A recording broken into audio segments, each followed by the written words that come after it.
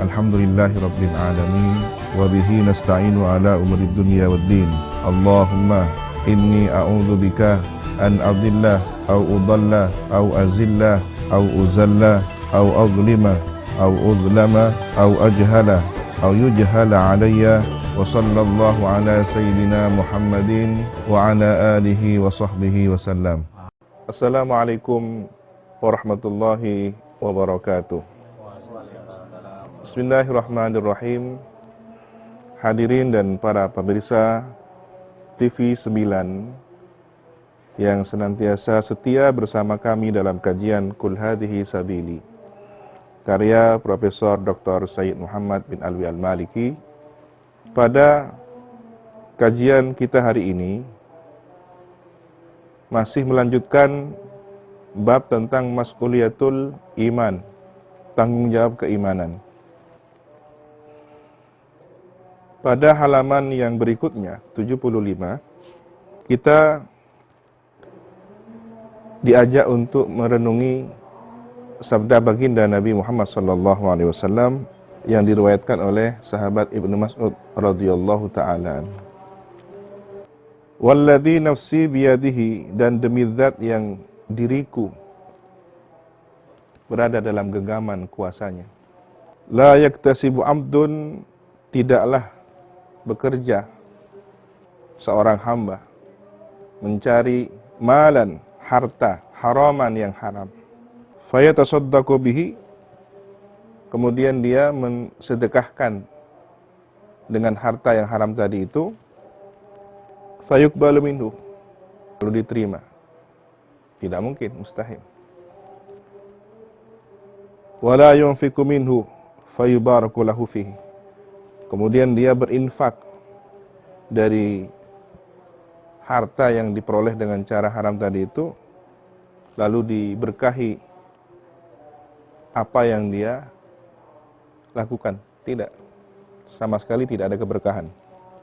Wala yatrukuhu khalfahu, dan tidak dia tinggalkan, tidak dia sisakan harta dari pekerjaan yang haram itu untuk anak keturunannya. Illa kana zatuhu ilan nar, kecuali menjadi bekal menuju neraka. Jadi sama sekali tidak ada kegunaan atau kemanfaatan apapun. Innallaha, sesungguhnya Allah, la yamhus sayyi'a bis-sayyi', tidaklah menghapus keburukan dengan keburukan. Walakin yamhus sayyi' bil hasan, tetapi Allah menghapus keburukan dengan kebaikan. Maka untuk menghilangkan dosa dan kesalahan, bukan cara menginfakkan harta haram tadi yang sudah diperoleh dengan cara yang tidak baik, tetapi haruslah dengan pertaubatan, dengan amal soleh. Innal khabithah, sesungguhnya sesuatu yang buruk, la yamhul khabith, tidak akan bisa menghapus sesuatu yang buruk lainnya. Hadis riwayat Imam Ahmad ini sanadnya hasan. Tidak mungkin orang berwudu dengan, mohon maaf, air kencingnya sendiri. Dan sudah dikisahkan bahwa ada seorang wanita pelacur membangun rumah ibadah dari hasil perbuatan melacurnya. Maka sesungguhnya dia sedang membangun kehancuran, bukan membangun konstruksi bangunan yang kokoh, tetapi sedang membangun konstruksi bangunan yang keropos. Dari sahabat Abdullah ibnu Umar radhiyallahu anhuma, beliau berkata, manishtara thawban, siapa yang membeli baju, bi'ashrat dirahim, dengan harga 10 dirham. Ya, kita tahu ada dinar, ada dirham.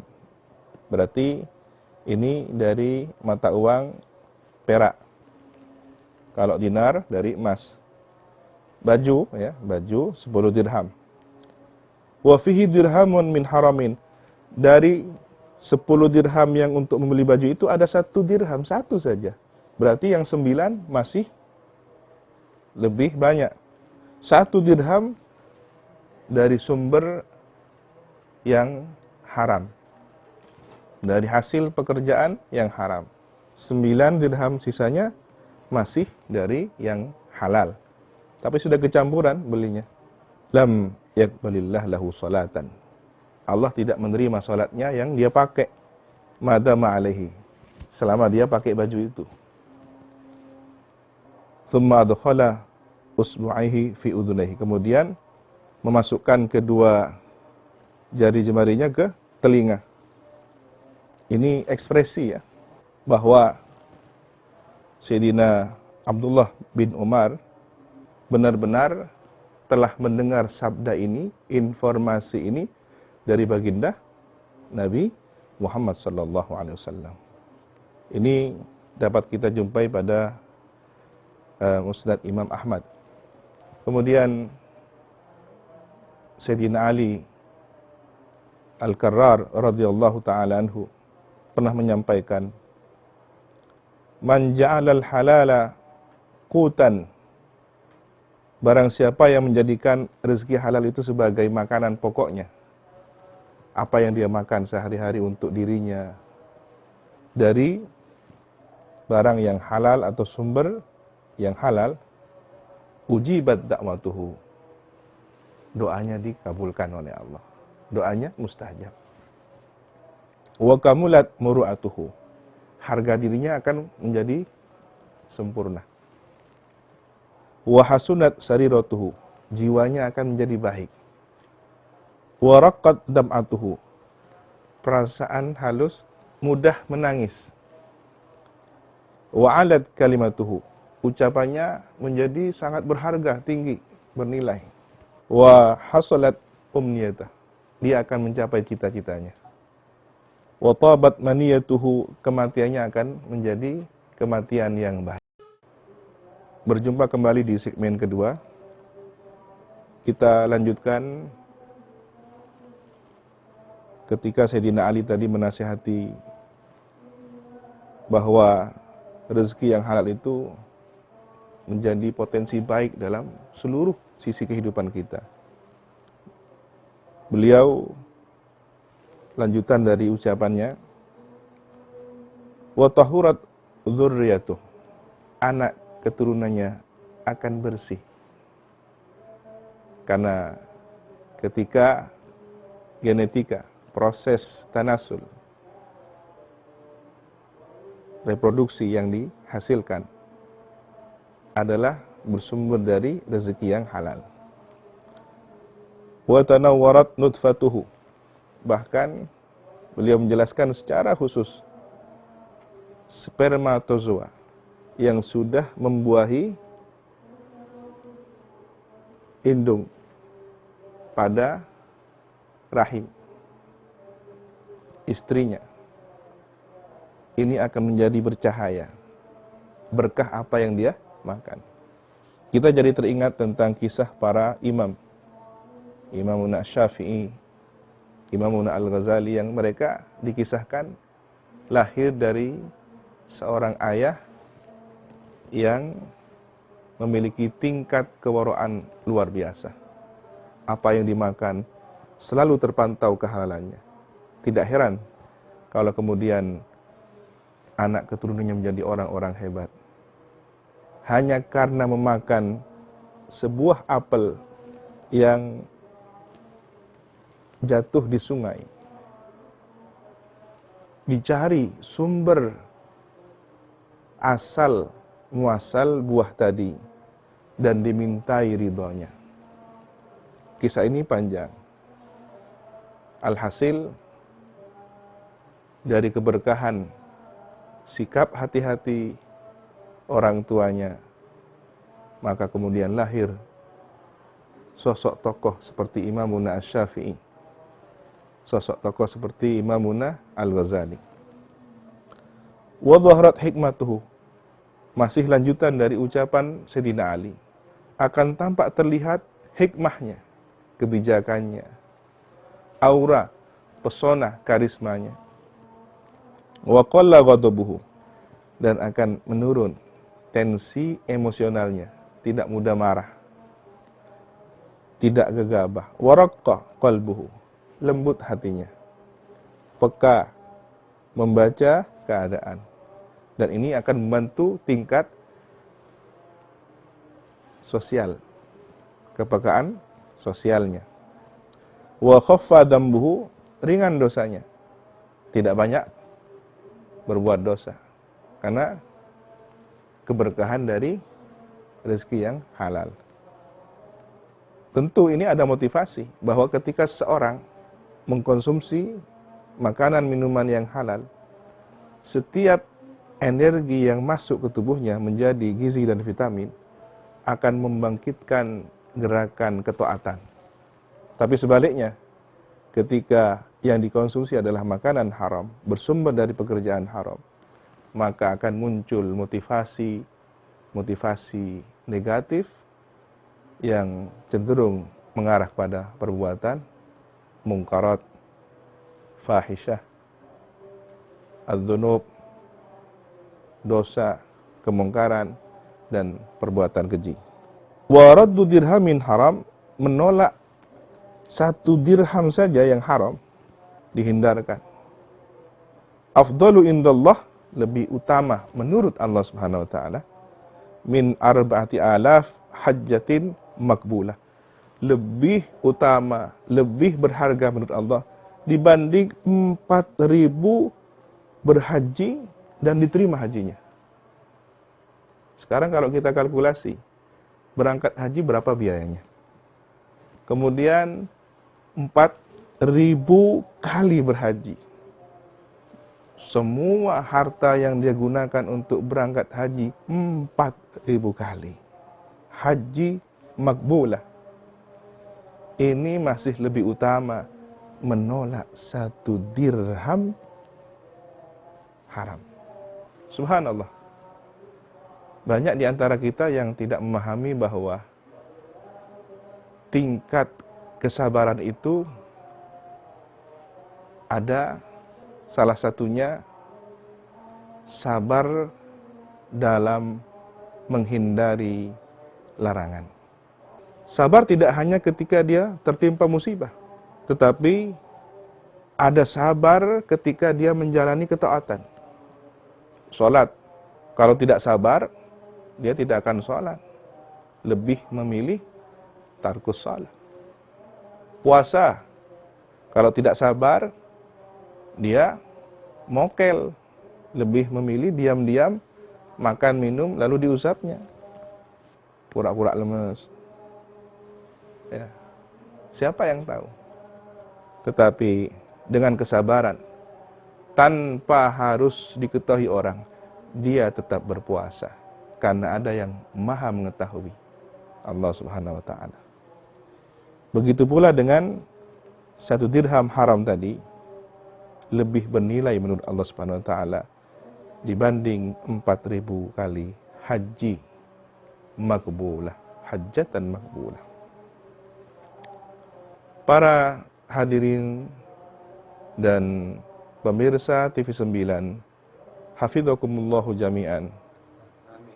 Semoga senantiasa dijaga oleh Allah Subhanahu wa taala.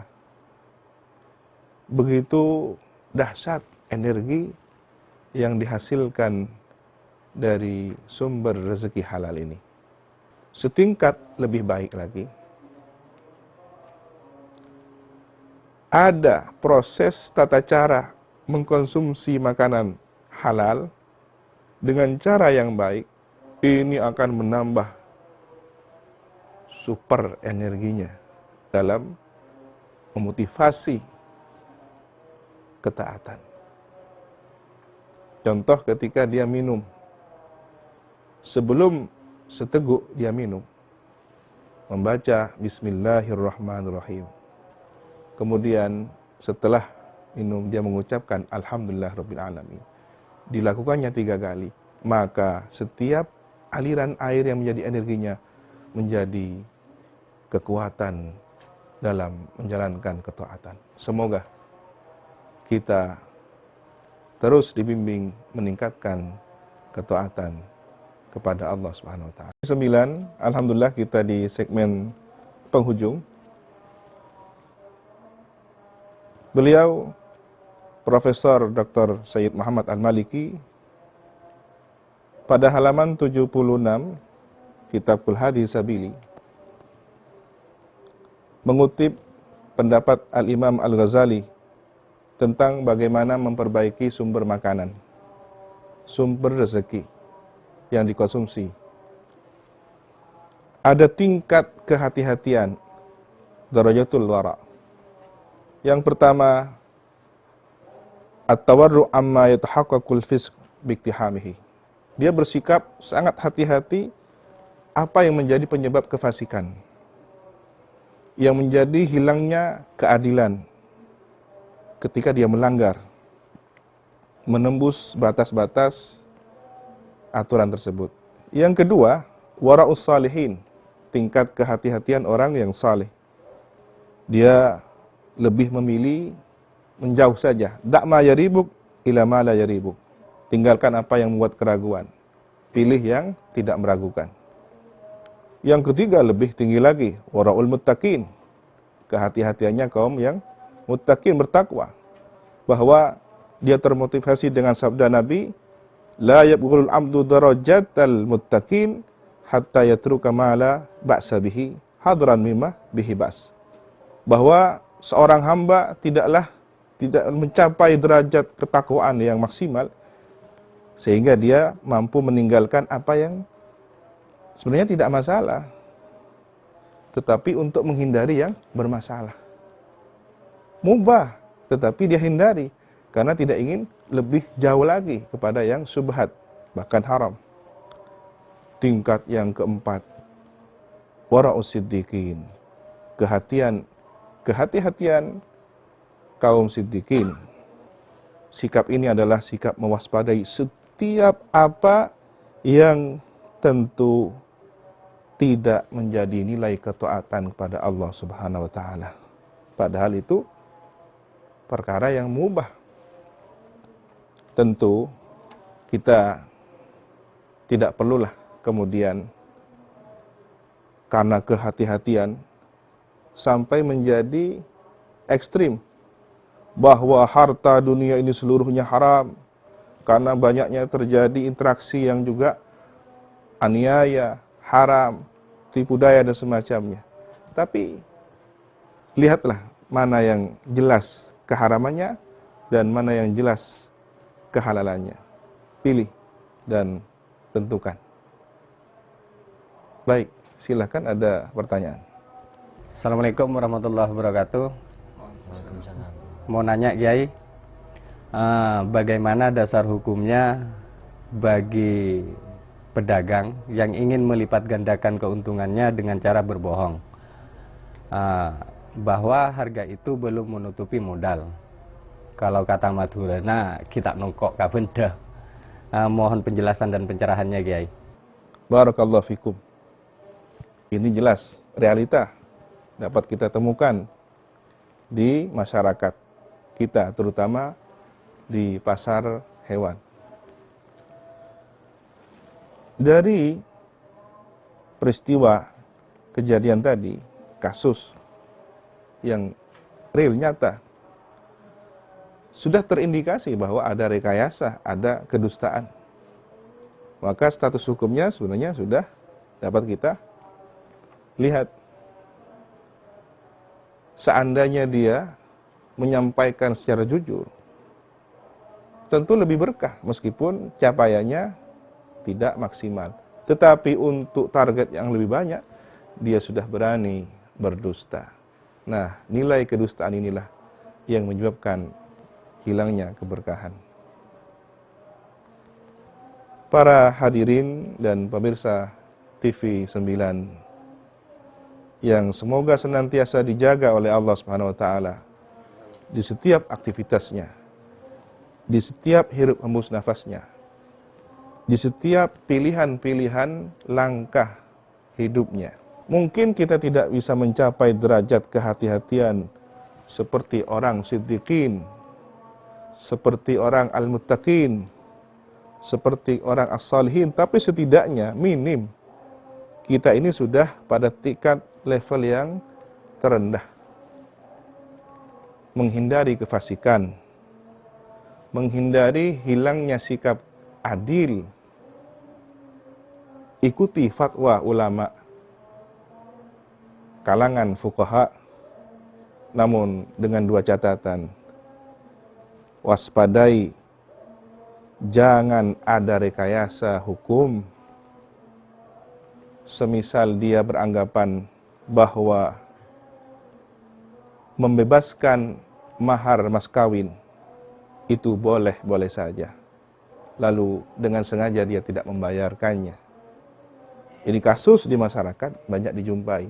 Boleh, tapi ketika sudah ada niat, maksud, tujuan agar sebenarnya dia terlepas dari tanggungan ini, Allah Maha Tahu. Dan yang dikhawatirkan, dia tak ubahnya pezina secara pandangan hakikat. Catatan yang kedua, dia seharusnya senantiasa meminta fatwa kepada hati nuraninya. Ingat, fa innal itsma huzzazul qalbi. Dosa itu menyakitkan hati. Ada kegundahan, ada kegelisahan. Maka jujur akui. Istafti qalbak wa in aftakan nas uftau. Jangan pedulikan omongan orang kalau hati nurani sudah memberi arahan kepada kebenaran. Mantapkan niat, pastikan kita berada di langkah yang benar sesuai bimbingan orang-orang saleh. Ini adalah panduan hidup kita. Hadirin dan seluruh pemirsa TV9 dimanapun berada, semoga kita senantiasa berada dalam riayah inayah, penjagaan, perhatian, lingkupan kasih sayang Allah Subhanahu wa taala, sehingga terhindar dari segala bentuk kesyubhatan dan berharap menaiki tangga kewaraan. Hati-hati dan waspada untuk mencapai derajat yang terbaik